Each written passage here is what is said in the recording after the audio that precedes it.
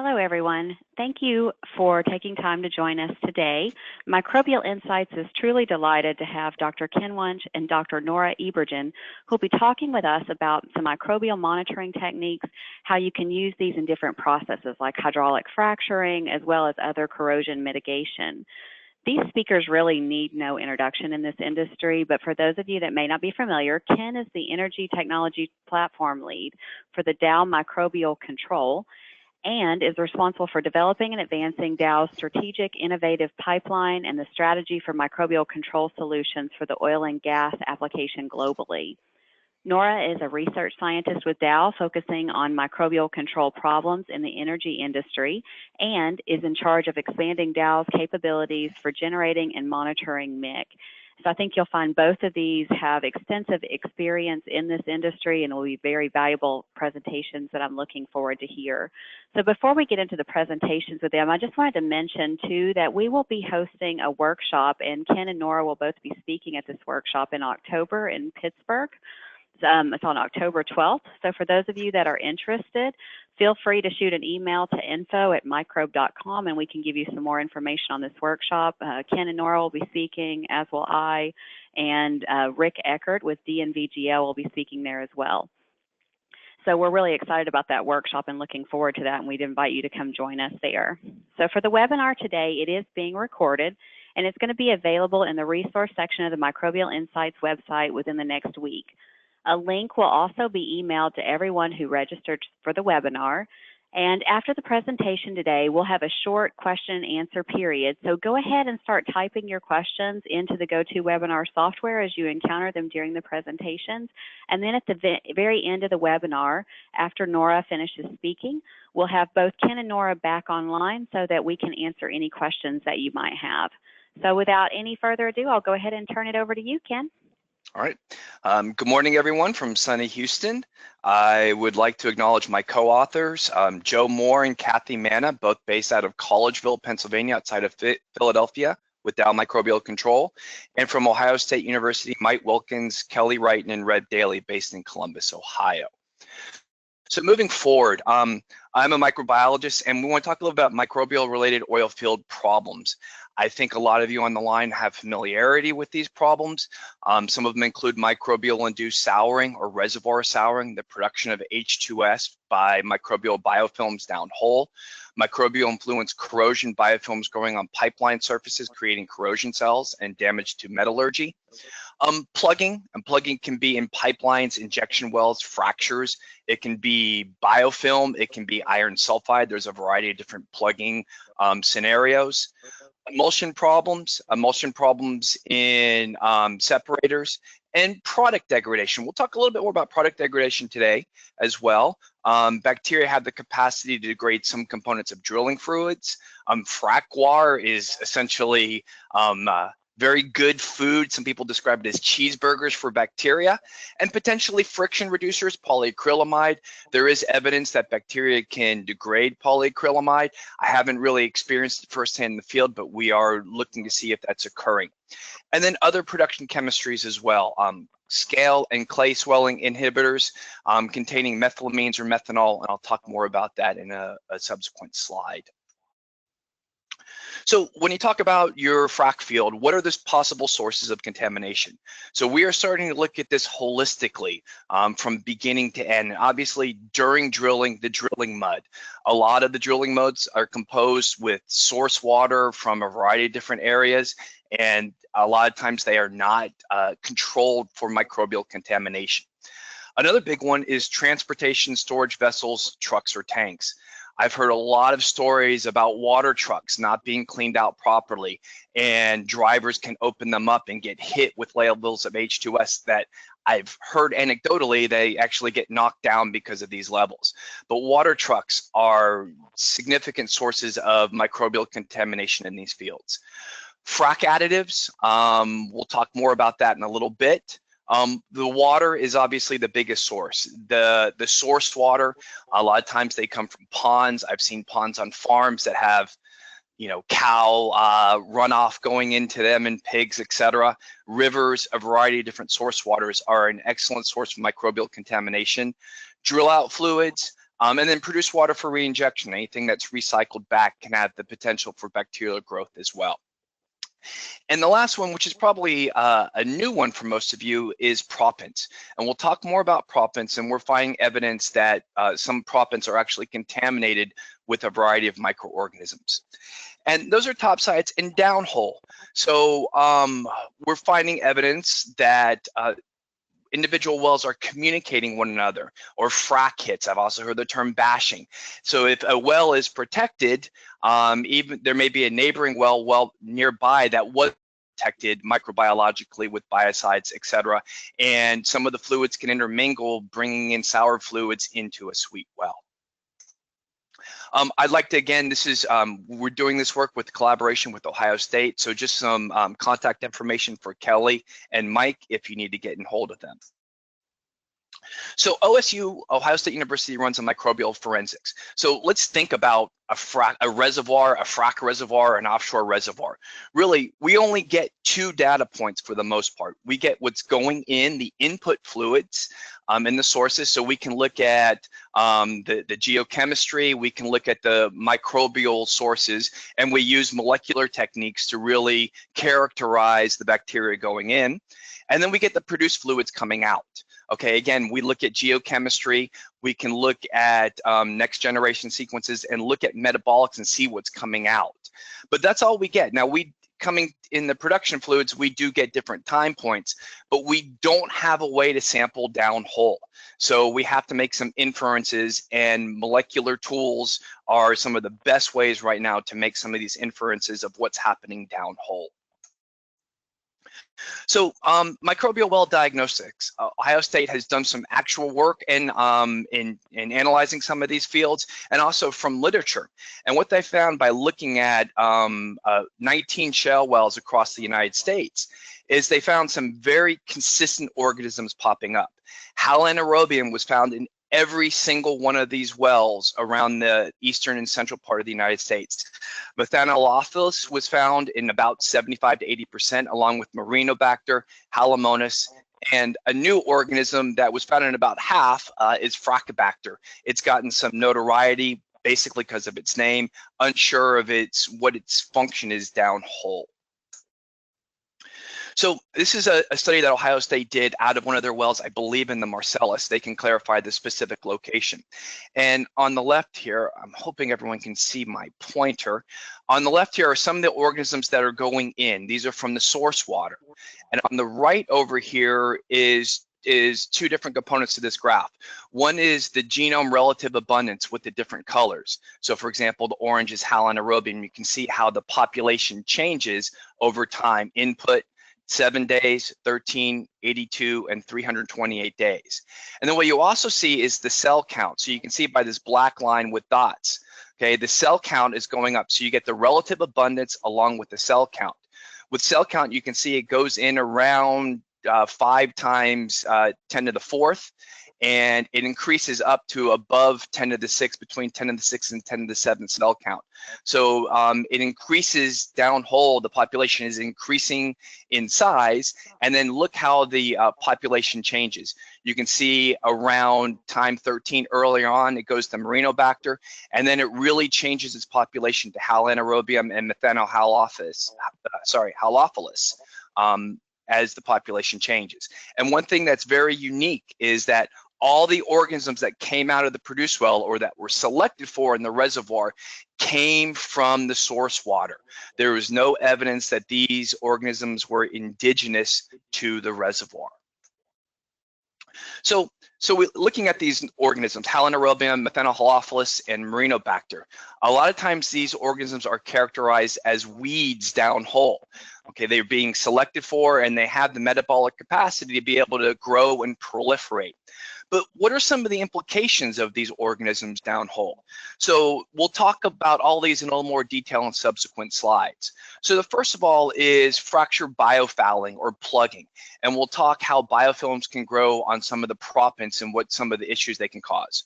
Corrosion, there's some work about Halanaerobium causing corrosion issues, unwanted minerals and gas, and degradation of downhole chemistries.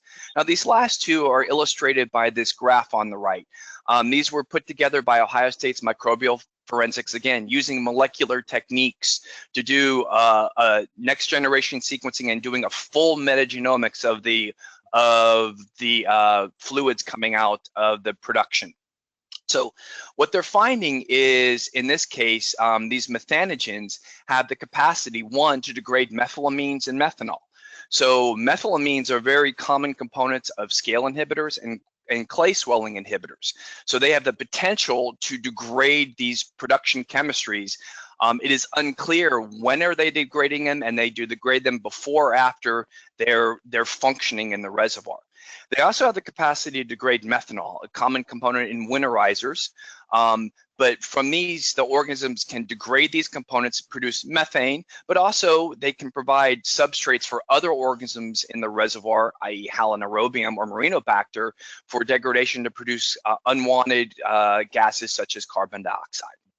So you can get unwanted mineral gas production and degradation of downhole chemistries by these weed proliferations downhole. This is specific work from halanaerobium, and this is work done in Ohio State's lab, and they're looking at halanaerobium on a propant under pressure. So this is fluorescent microscopy, where the red is the bacteria and the green is the extra polysaccharide layer or the slime. And what they're finding with halanaerobium in response to pressure, they're actually increasing the amount of extracellular slime as they go through, increasing their biomass as well during the process as it goes under pressure. I hope everyone can see the animation pretty well, but these are some, again, some micrographs of growth. You can see these are small sand particles, and you get biofilm growing. On the right is just an animation of bacteria cells with the capacity to grow on propants, grow, proliferate, increase their biomass, and how it would represent how it's showing its growth on the propants. So once you get growth on the propants, okay, so you have biofilm growing on these sand particles or whatever the propants may be. These propants are designed to be hydrophobic, and they encourage dewatering for optimal gas flow.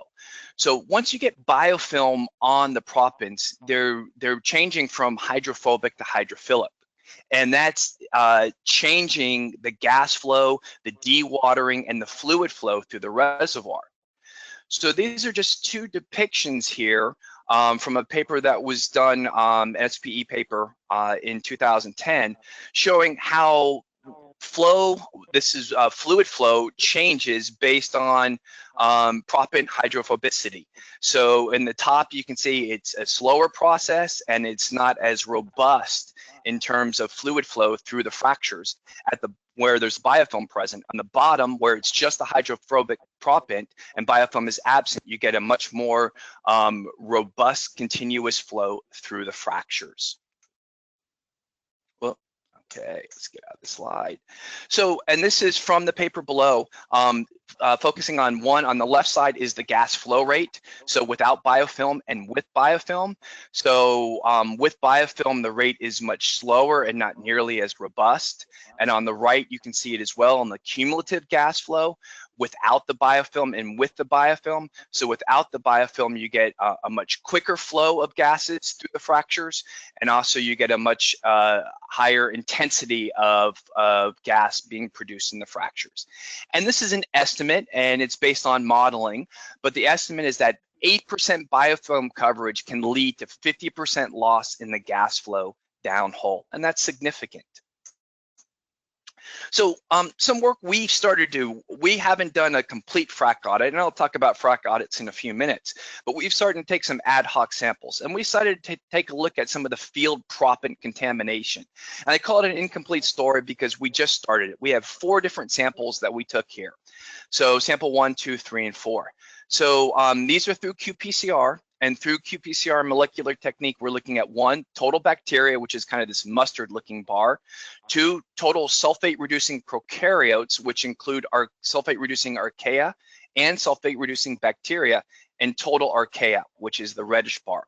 So what we found, one, is we got a lot of diversity. Some samples had very little growth, sample 1 and sample 3, and some samples had up to 10 of the 6 bacteria, with 10 of the 5th of those being sulfate reducers based on qPCR. So sample 2 and sample 4 were contaminated. These are sands that were taken from the conveyor belt that were about to go into the tub and go down hole. These are not after production. These are before going down hole. So we found this surprising. We started doing next generation sequencing, and the data just came out last week. And unfortunately, it's inconclusive. We don't have any organisms based on the families here that are typical delta proteos and something that we would consider to be sulfate reducers. And in fact, Clostridium, which is the orange, are more abundant in samples that aren't considered, don't have DSRA-B, the gene for sulfate reduction. So I call it an incomplete story because it's inconclusive. We know there's something here. We know we're getting microbial growth on propens, but we don't understand the significance and we haven't completely characterized it yet. So we're still working on that. Hopefully in October, in the presentation in Pittsburgh, we'll have some more information. So going back to some of the problems with these organisms going down hole, one is corrosion. Obviously, corrosion is an issue down hole, but as it comes up into the produced fluids, these organisms are surviving down hole. One thing I do want to know is about temperature. We're seeing organisms, we had a paper, how hot is too hot, where we have temperatures above 90 degrees C, and the organisms are still coming up from down hole and proliferating in the topside equipment. So these organisms can come down hole, grow in separators, pipelines, etc., and there's clear evidence that they can cause corrosion. So this is halanaerobium with thiosulfate. One thing I want to point out is these are thiosulfate reducers and not sulfate reducers. Therefore, if you try to grow them in a classic SRB bottle, they will not grow because they need thiosulfate. But they're very, very common. They were found in all the wells, and you can see the coupon, obviously corrosion products on it. And there is a paper by University of Oklahoma that you can go find in Frontiers of Microbiology, mainly Joseph Lita's lab, with details about halanaerobium and its corrosivity. All right, so we talked about some of the issues of the organisms. We're finding the organisms are coming from topside, okay? They're proliferating down hole, and they have potential to cause a variety of problems. What we're just beginning to do within down microbial control is starting hydraulic fracturing microbial audits. So this is one of our schematics of how we view a frac site and where we want to take samples. So we start with the frac water. Okay, and then optional, some frac sites have oxidizing chemistries. This can be chlorine dioxide, this could be peracetic acid, etc. We call it, and I'll explain more in a little bit, prepare the water. So we propose one to take water samples of the frac water, and this is to go for a full audit. So this will be qPCR, complete metagenomics as well, with our colleagues at Ohio State. So before the oxidizing chemistry and after the oxidizing chemistry. From there, the water will go into holding tanks. So as many samples as we can get from the frac holding tanks. We'd also love to get biofilm scrapings as possible because we understand some of these tanks aren't cleaned out in between use. From there, they go in the blender. I'll talk more about the blender, but getting a sample of just upstream of the blender is very, very important to us. You can also have, if you're doing a gel frac, gel hydration tanks. So we like to get a sample from the gel hydration tanks as well, because we know some of the guar in these gels can really have a proliferation of microbial growth. Everything's going into the blender. So we want to get as much sand samples or any different sand samples coming as well. Like I said, this is something we're finding important and to investigate further. Frac chemistries, we're not overly concerned with some of the other frac chemistries, especially biocides, but we do want to get samples and check all possible fluids going into the blender. And then if possible, we're always looking for downstream of the blender. We understand these are more difficult to get. You need sampling points, but it's something we're looking for in our full field microbial audit. So that is during completions, also during drill out as well. So we want this to be holistic, and we also want to take samples of the drilling muds as well during the drilling process. But this is the drill out. So now we're starting to drill out the plugs. We've gone through different stages, and this could be days, weeks, I hesitate to say months later, but there are different schedules. So one, we want to get these frac water holding tanks. From my experience, these are the same holding tanks that were in the previous slide up here. They've been sitting on site for this period of time, and they're there for water for the drill out. So obviously you want to see what's happened over that period of time to the microbial population. We go into the drill water pump tanks. Any tanks have the potential for biofilm growth and can cause issues. The flowback tanks coming from it, along with some of the solids. And then once we start production at the drill head, or as close as possible to the production Christmas tree, anywhere along those lines. And then we'll also monitor these for periods of time. It could be, we want to get days to weeks to months and potentially to years, and track the population over time. So this is our proposed audit. We're actually starting our first field audit at the end of this week. And again, we hope to have more details, including the molecular methodologies, our experiences from this in our October seminar. So once we get all these samples, we'll be working with Ohio State to do the genomics and the audits.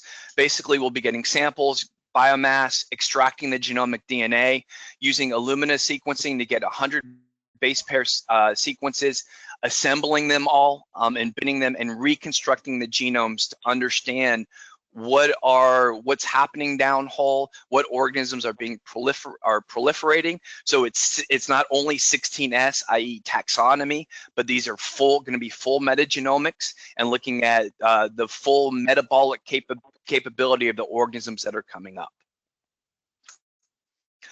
So the last couple things I want to talk about is we've talked about audits, and I want to talk about we are down microbial control. So we are very interested in microbial control downhole. So when you talk about control, there are really two different areas you have to control. One is the top side.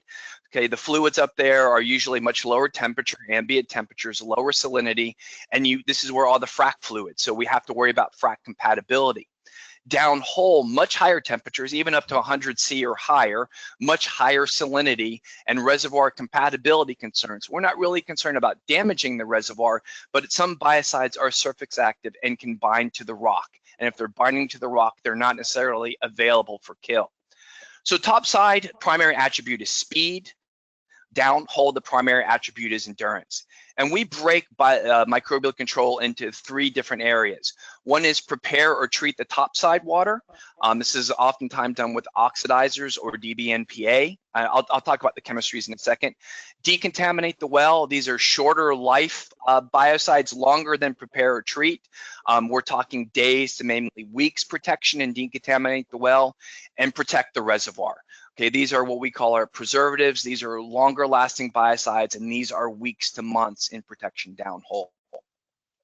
I just want to throw this out. I know it's recording and you'll see these slides.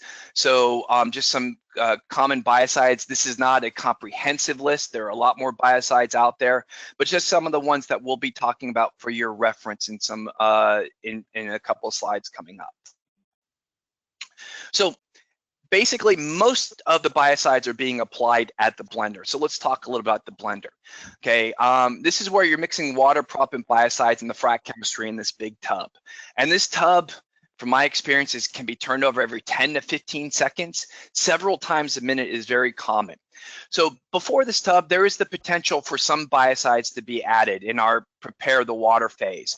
These are mainly oxidizers, chlorine dioxide, peracetic acid. They perform a very, very quick kill, but they have limitations in basically going down whole and protecting the reservoir, mainly because their speed of kill is very quick.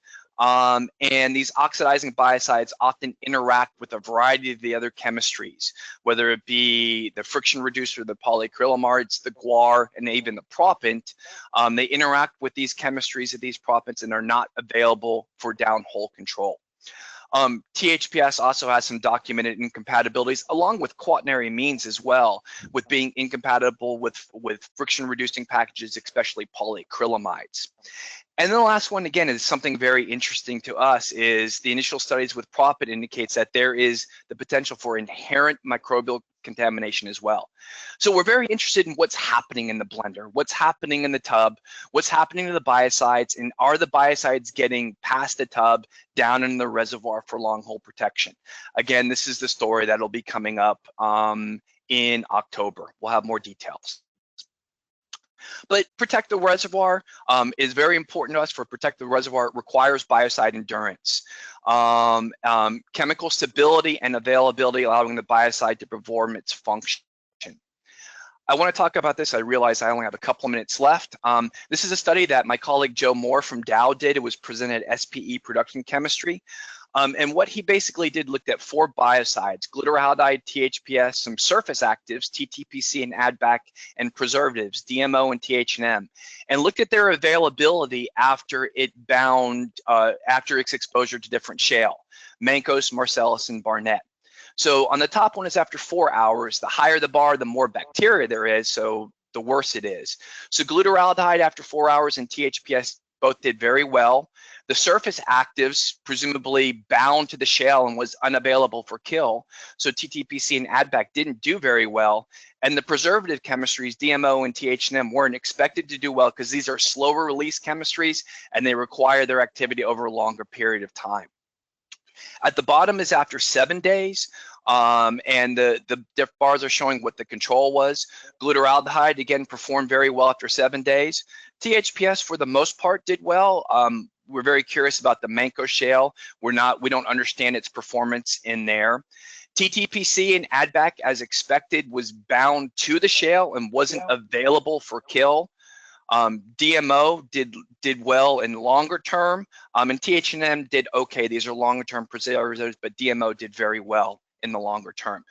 This paper is available. Please contact me. We're happy to get you a copy of the paper if needed.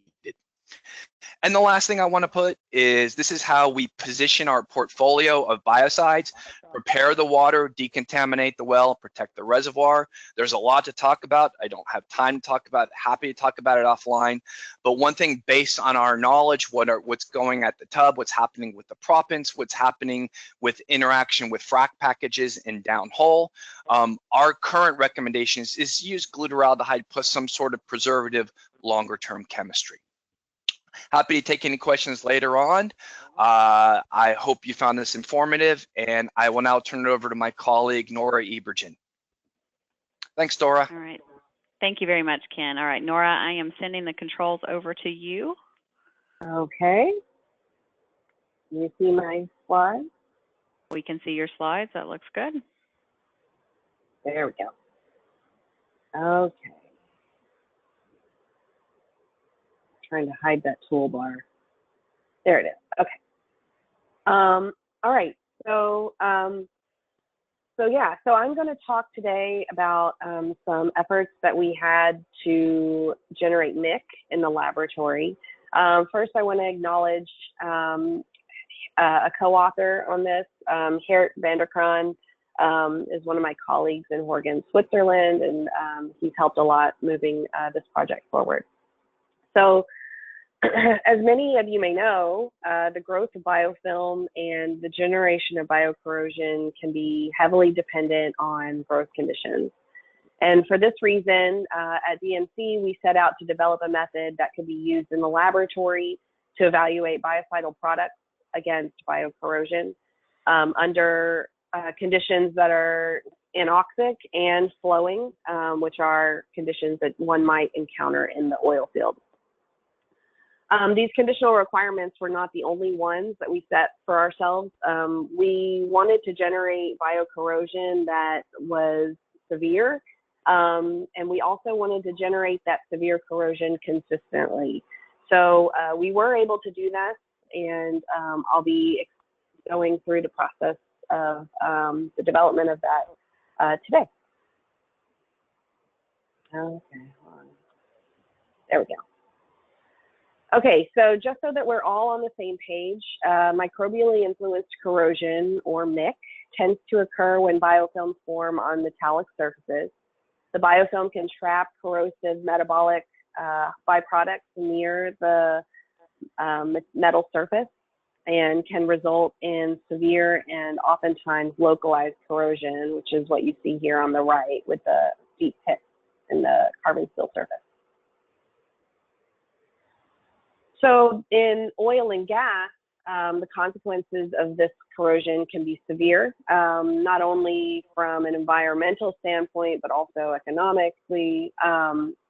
These pits can result in pipeline weakening and failure. And then also you can get pipeline clogging due to buildup of biomass and scale from the corrosion products that are produced from that reaction. So what do people do to mitigate this problem? The most common way is by mechanical and chemical pigging, but there are some regions of various systems that are not, that cannot be pigged.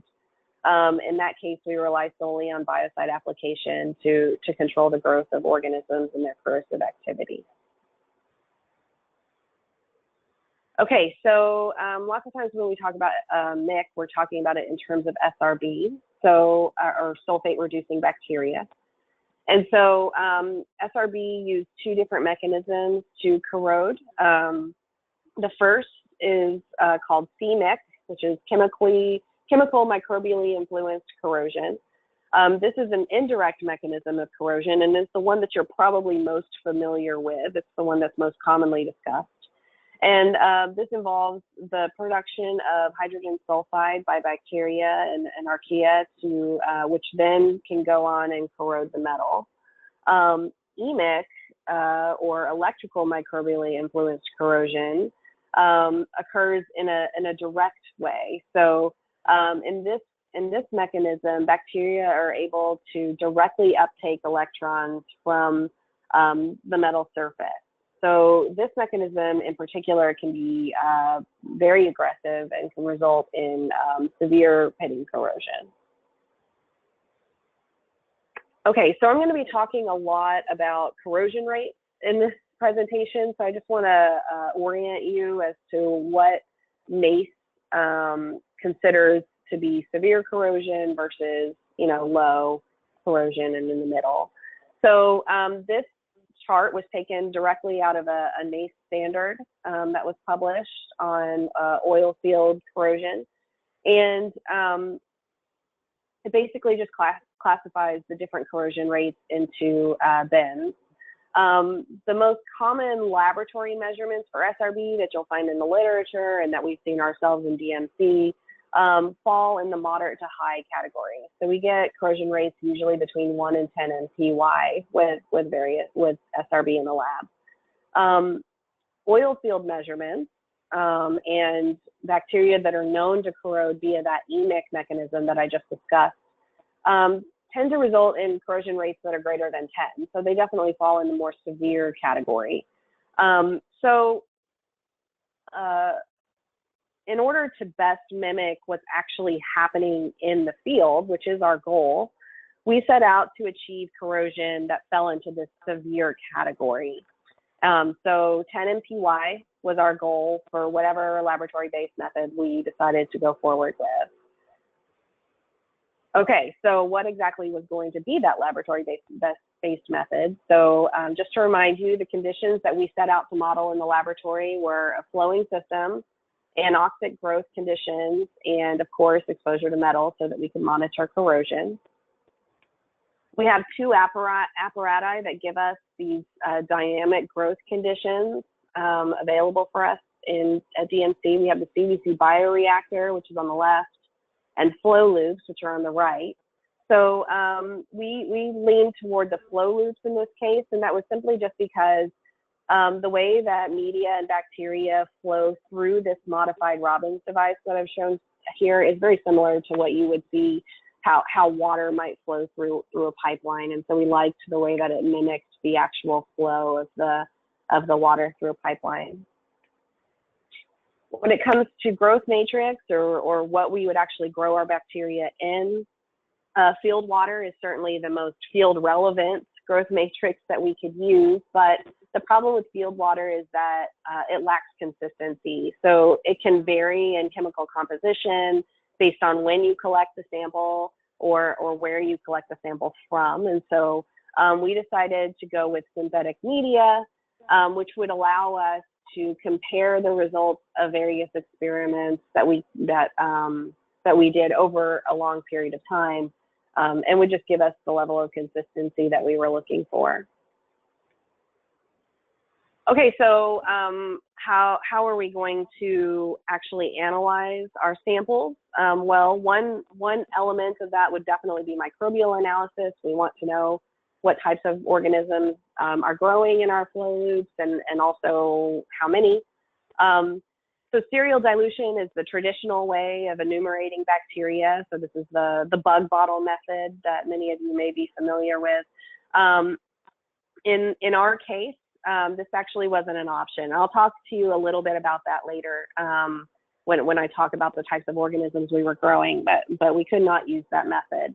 So we relied solely on molecular methods for enumerating our bacteria. So that involves both ATP quantification, which gives you a view of the live organisms, the active organisms that are in your sample, which is kind of nice.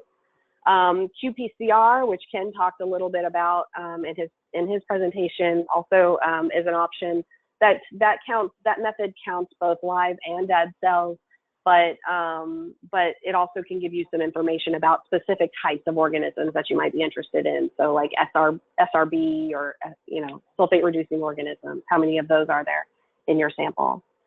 And then also we used next generation sequencing, NGS, to evaluate what types of organisms, or not what types, but what organisms are actually growing in our samples, so that we could kind of go back and look at those, see how they might be contributing to biocorrosion under the conditions that we are growing them under. And then finally, we also were interested in analyzing what sort of corrosion these microbes were generating. We did that primarily through weight loss studies, and that gives you a general corrosion rate. So you can look at how much weight is lost over a period of time when you've exposed your carbon steel coupons to bacteria. But we were also interested in localized corrosion. So we have analyzed some samples by interferometry. I'll focus on general corrosion rates today, though. Okay, so now that we knew that we were running a flow loop experiment, we needed to know what exactly we were going to grow in our flow loop. So this is my colleague, Geert van der Kraan, collecting anoxic North Sea sediment from a beach off of the North Sea. He brought that sample back to the lab and incubated it with a carbon steel coupon and artificial seawater media for 6 weeks. And at the end of that 6-week period, you can see on the left here is a sample that doesn't have any sediment in it, and it doesn't appear black, which is the black is indicative of corrosion processes. And all of these samples here that do contain sediment and a coupon definitely appear to be corroded. And if you take the coupon samples out and look at them a little bit more closely, you can definitely see that the coupon A on the left, you can see there's not a whole lot of corrosion happening there, but B and C, which were exposed to sediment, not only is there a lot of iron sulfide corrosion products there, there's also, especially in the case of C, visible mass loss of that coupon. Excuse me. So we definitely had a corrosive consortium that we had enriched from the sediment. Unfortunately, the corroding cultures don't grow planktonically. This enrichment was entirely metal associated, and while this close association of the bacteria to the metal probably helped us to achieve the levels of corrosion that we saw, it did mean that we could not use traditional serial dilution methods to enumerate our microorganisms. So the bugs just don't grow when they're dislodged from the metal. So I talked about this a little bit earlier, that in this case, we had to rely heavily on microbial methods such as ATP measurements and qPCR to enumerate our organisms. And finally, we did use NGS analysis to see what types of organisms are growing on the surface of these coupons. I can't tell you exactly what's growing on those coupons, but the consortium does contain organisms that are not only relevant to the oil and gas industry, they're also known to contribute to biocorrosion. So we were pretty happy with that result as well. Okay, so now that we had our flow loop system and we knew what types of organisms we were growing, what does it actually look like? So this is our flow loop system. Right, this picture is taken outside of the koi bag on a bench top, but normally it's housed in a koi bag under anoxic conditions so that we can achieve that anoxic environment that we need. The modified Robbins device here is shown in the middle, and it has 10 carbon steel coupons inserted so that they interact with the artificial seawater media that recirculates through the loop.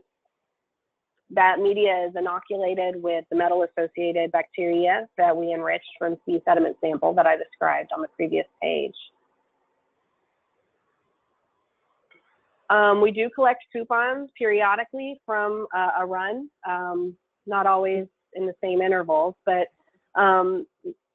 we analyze those coupons in multiple different ways. So we collect coupons, we do microbial analysis. Like I said, that always involves quantifying ATP levels.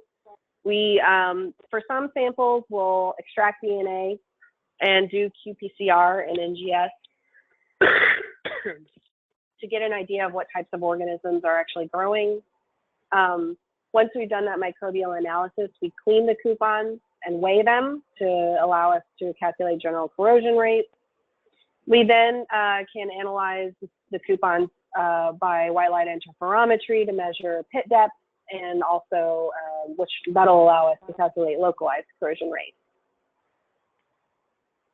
Okay, so this is an early run that we did with our sediment enrichment in our flow loop system.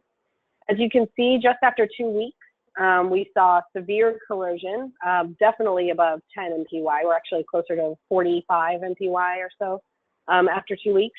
And we did a microbial analysis of what was going on that coupon after 3 weeks, and we got somewhere in the range of 5 times 10 to the 7th cells per coupon after that 3 weeks of circulation. So we're definitely getting bacterial growth, and we're also getting corrosion. So this is very promising. In addition, this was actually probably one of the more difficult things to achieve was consistency. So corrosion is not known for being consistent, and we were able to achieve consistent corrosion from loop to loop. And this allows us to basically treat different loops with different biocides and then compare results between the different loops, which is definitely key to benchmarking various biocides and products that we might want to test. Okay, so I'm going to talk to you a little bit about the application of these loops in an actual biocide-treated flow loop experiment.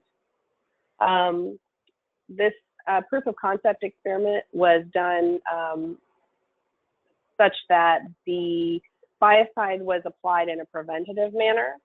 So the biocide was applied before the flow loops were even inoculated with bacteria, and it was done multiple times over the course of 4 weeks. And with that biocide treatment, we also collected coupons for analysis. And this is what it looked like. So biocide treated coupon or biocide treated loop definitely saw less corrosion of its coupons than the untreated. and treated corrosion rates were somewhere around 65, whereas the treated ones were closer to what you would see if you were just running media through the loop without any bacteria at all. So this was really promising that we could demonstrate an actual knockdown of corrosion, biocorrosion with a biocide, and so we're excited to use this tool more in the future to help benchmark current products and also develop new products for controlling NIC. All right, so in conclusion, we were able to enrich highly corrosive organisms from sediments and apply them in our flow loop experiments to achieve severe corrosion. And then by applying a biocide in a preventative manner, we were able to knock that corrosion down by more than 90%. Coming up is to demonstrate we would like to demonstrate the impact of biocides on NIC. On pre-established biofilm, so not biocides not applied in a preventative manner, more in a mitigative fashion. And then also expand the application of flow loops to NIC generation with field water and cultures. This might be a little bit more challenging just because we don't know if we'll get the same severe corrosion with field water and field cultures, but it's the direction that we'd like to go eventually. All right, so in conclusion, we got to give thanks to Dennis Enning from ExxonMobil. He gave us some really great advice on how to tweak our flow loop conditions so that we could generate the severe corrosion rates that we saw. And then, yeah, feel free to contact me with any questions or ask them in the Q&A session. All right, thank you very much, Nora and Ken. Those are both very interesting presentations. We do have a few questions that were already submitted. And again, if you have any questions, audience members, if you can go ahead and type them into the question section on your GoToWebinar panel, we'll get Ken and Nora to answer those. So our first question is for you, Ken. In the animation that you were showing of your biofilm that was growing, what do the red, is there anything specific that the red and yellow colors represented in that diagram? In the biofilm, you mean the fluorescent microscopy? There was an animation that you have. In the animation. No, it was just animation just showing the proliferation of 2 different species. Okay, great. So it wasn't specific to any particular genera that you were trying to represent or anything over there? The whole paper, it was from the paper in 2010, and it was a lot of theoretical, so they put together a couple of models. It was a big modeling exercise, and this is modeling of how organisms would attach and grow, and they only just took 2 organisms, so they were just they're non-specific organisms, just showing how they would grow on a propant. Okay, perfect. The other thing, Ken, this one's for you as well. When you mentioned that you're looking at samples on the input end of the fluids, do you recommend that samples are collected from the field by operators? And if so, can you talk a little bit about the recommendation you have or the sampling protocols that should be used for this? So we like to be on site, but we understand that, well, it's typically the service companies who's ever working the rigs are going to be taking the sampling. So yeah, we like to be on site if possible, but we provide containers, clean containers. If we're getting fluids, we'll give specific instructions on how to collect those fluids. But if it's water samples, going into a clean container and make sure it's filled all the way to the surface to prevent any more oxygen getting in the sample, and sealing and shipping off to your lab through your service companies. Was that what you the question was looking for? Yes, yep, that was it. And okay, then we'll be happy. Go ahead. Sorry, I was just going to ask, do you also collect any scraping samples, like using swabs or anything like that in the process? So in these audits, it's a little difficult. The only place we would like to is out of trucks or storage tanks, but those, because of the angles of where you can access the water, those are very, very difficult to get biofilm samples from. But yes, any place that we are missing that we think we can get biofilm, we would love to get biofilm samples. Like I said, trucks and storage tanks are considered good targets for that. Okay, perfect. This one, maybe you can start, Ken, on your thoughts on this, on the materials, and then maybe Nora, you can chime in on this as well. Have you looked at other materials such as polypropyl type materials that can be used in the pipes to help reduce microbial degradation of the pipe material? So of corrosion, I mean, not really. I do understand that different metallurgies and or other different liners, etc., will have different responses. So no, it's not something we're typically looking at, but we do know there will be differences in the way the microbials can attach and potentially degrade some of these different materials. I think it all comes down to cost. What is the cost to put these materials in versus the cost of the damage the microorganisms are going to do? Yeah, I don't really have anything to add to that, Dora. I haven't I haven't had I haven't done any experiments with those. But I know offshore, you know, when you're expecting in some of the fields where they're expecting sour production, they'll have CRAs, corrosion resistant alloys, they'll implement, but these are typically very expensive and only in areas that they are expecting a significant amount of corrosion events to take place. Okay, this one's for you as well, Ken. How do you identify what microorganisms are indigenous to the subsurface versus what may be in the fluids and other particles? Do you have recommendations on collecting samples to be able to differentiate some of those things? Well, so no, that's not something, that is something that's very, very difficult. So I've done it offshore once. I came from BP, so we've done that offshore once. And these samples are very expensive to get. Ohio State has helped us make that conclusion because Ohio State, there is a test field in Western Pennsylvania that's in a collaboration through the Department of Energy, University of West Virginia, Ohio State. And actually when they were coring, when they were going down and drilling, they brought up the cores, they made sure there was no contamination, and they looked for the indigenous organisms there. This is not something that can be routinely done. But it can be done on some academic experimental fields on, you know, ad hoc basis. Like I said, it's not something you routinely do. Okay, great. Do you mind talking a little bit about, Ken, some of your experiences in collecting those offshore samples and trying to get it? Do you have any recommendations, like in preservation of the sample to get it to the lab? This is from a previous work, so I need to be very, very generic. So we worked with the service company, and we worked with a specific downhole tool to basically go down into the freshly drilled reservoir and to pull up samples. We had to sterilize. Well, sterilize is a bad word. We heated up that tool topside to limit external contamination.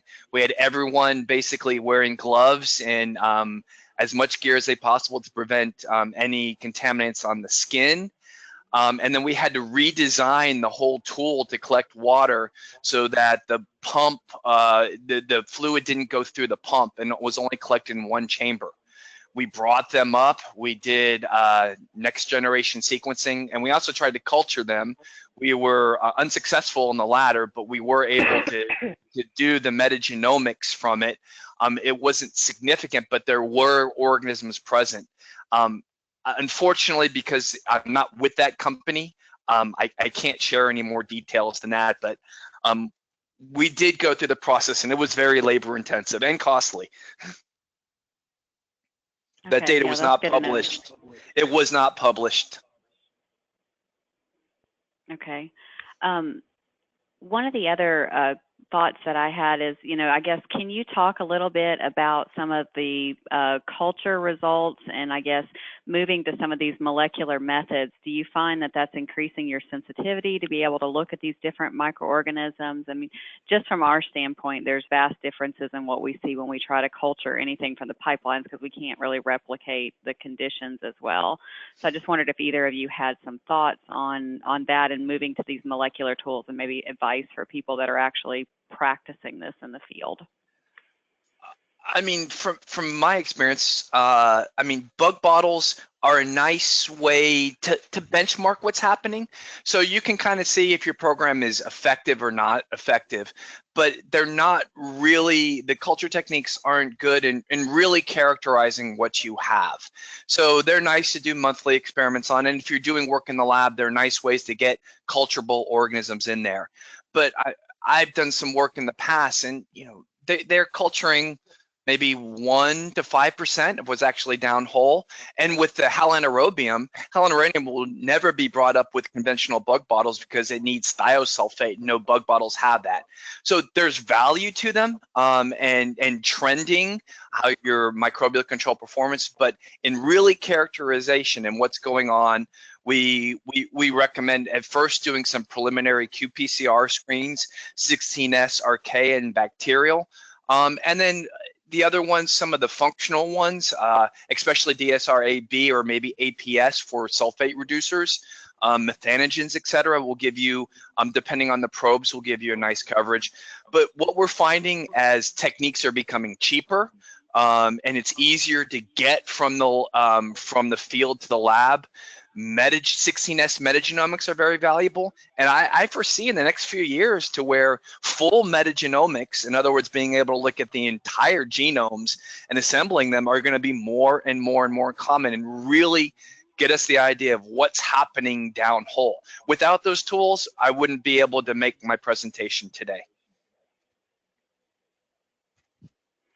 So I do have a question for you just personally on that is, you know, I know we're moving in the direction with metagenomics and that once we can get to functional capabilities on being able to look at these microorganisms, I can see that being a very valuable tool. Do you have concerns in what we can do currently with our next generation sequencing where we're looking at more genera-based profiling and concerns with trying to transition, you know, a genus level identification of a microorganism to a function? I know sometimes that can be a little tricky. Just wanted to kind of get your thoughts on that. Oh, absolutely. Yeah, I think assigning metabolic function to a 16S taxonomy is, I wouldn't call it dangerous, but can be very, very misleading. So, you know, we made it when we looked at some of the families of it. Well, you know, we couldn't find anything that was based on taxonomy, something that was immediate to us to be sulfate reducers. But yet we know from the qPCR that there are, you know, DSR-AB is present in those samples. So, yeah, I mean, and that's going to, as we transition to more metagenomics, I think taxonomy, assigning metabolic classification to taxonomy is going to disappear as we do full metagenomics and really understand what's happening metabolically downhole. So, but it's a transition period, and the field is not there yet. But as these techniques get better, more importantly, get cheaper, and techniques can be performed more in the field, I think it's inevitable coming into this industry. Yeah, I agree. And I think as we start to characterize these functional genes and be able to assign function to the sequences that we're identifying, that's really where it would make some big leaps, I think, especially in corrosion. And I want to say, you know, the universities and other academic institutions, including you guys, Microbial Insights, DNV, et cetera, are probably leading the charge in really understanding the metabolic classifications of what's coming up downhole and understanding really what are these organisms doing, how are they proliferating, and what are they doing downhole. We're just trying to kill them. Got to control them as best we can right now, right? Okay, so Nora, I have a question for you. You talked a lot about the flow cells and the bioreactors, and it was a really interesting talk. So do you think the bioreactor would be also appropriate for testing other parts of the system, like looking at what's happening in a tank, for instance? mean, I think that the CDC bioreactor could be an effective way to look at what we're looking at as well. I mean, it is a tool that we use and we use successfully. Just for the particular things that we were interested in looking at, the flow loops were just a simpler tool and a little bit more straightforward for what we needed to do. So yeah, I mean, we use, like I said, we use the CDC bioreactor for a whole host of things, and yes, it could be used successfully to mimic all sorts of different dynamic growth conditions. One other thing that I found interesting in your talk was when you were talking about some of the extreme corrosion. Do you think that may have been due to the EMIC mechanism? Can you talk about that a little bit, and then how would you test for that to see if that's happening in your system? Yeah, so so we have we definitely have the hallmarks of EMIC present in our consortium. We have not really looked into it far enough to say if we actually do have EMIC corrosion happening. So I don't want to actually say that that's what we have going on, but unfortunately, the genes that give these bacteria the specific mechanism of corrosion have not been identified yet. So we can't use molecular methods like a qPCR to determine, how many of these types of organisms we have. There are a couple of specific organisms that have been identified in the literature to have this. So you could, do NGS and look for whether or not you have that species, although whether or not it actually comes up is a question. It depends on how prevalent it is. I would say you would have to do probably some electrochemistry sort of experiments to definitively show that is the mechanism that's being used to corrode the metal, but we have not done that. So. Okay, great. We have one last question for you guys. I think this one is for you, Ken. One of the slides that you showed gave us an increase in microorganisms, possibly as a result of surface contamination. Does this stabilize over time, or do you find that once that surface contamination is introduced, it continues to spread in the system? And then can you talk a little bit about how long data sets are that you have for tracking this type of phenomenon? I honestly, I don't know. We're just starting these full field audits to really begin to be able to track populations over time. The one we had, the one that Ohio State performed, they do have a test well. So right now it's been going for a year. So Ohio State can be tracking this. I think they're probably at maybe 14, 15 months now, and they'll continue the test well in Western Pennsylvania / Northern West Virginia. I don't know its exact location. But that's one thing we're looking to do in the audits, is to have routine sampling over time and really understand what's happening in the population. Does it eventually die out? Does it stay? Does it become steady state? It's unclear to us, and it's something we need to further investigate. So we still have a lot to learn in this field. Yes, we do. And like I said, the whole propant thing was, I've been actually looking into how propants are mined now, and propants aren't a lot of times dry mined. They're used with surface water, turned into a slurry, filtered, dried, and then brought out to the field, which is a source of contamination that I've never really considered in the past. Wow. That's very interesting. Well, we thank you both for taking the time today to be on this webinar, and it was a great presentation. There were a lot of comments about what a good presentation it was and how people learned a lot of new tidbits, even though many of these people like Rick Eckert have a lot of experience in the field. Still hearing your practical use of these tools and what you're doing and learning in these systems is very valuable for all of us. So thank you very much, Ken and Nora, for taking the time to do this webinar for us today. Again, we'll have the MIC workshop that'll be in Pittsburgh, and Ken and Nora will both be there.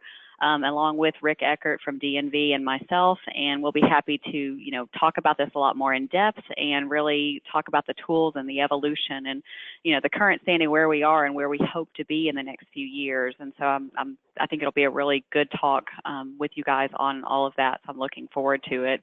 But thank you again, Ken and Nora, for your time today, and thank you everyone for attending. We will have the recording on the Microbial Insights website. Feel free to email Ken and Nora if you have questions, or you can email us here at Microbial Insights at info@microbe.com, and we'll get those answers and get them back to you. But thank you again, Ken and Nora. I hope you have a wonderful day. You too. Thank you, everybody. Thank you, Dora. Thank you. All right. Bye-bye. Bye.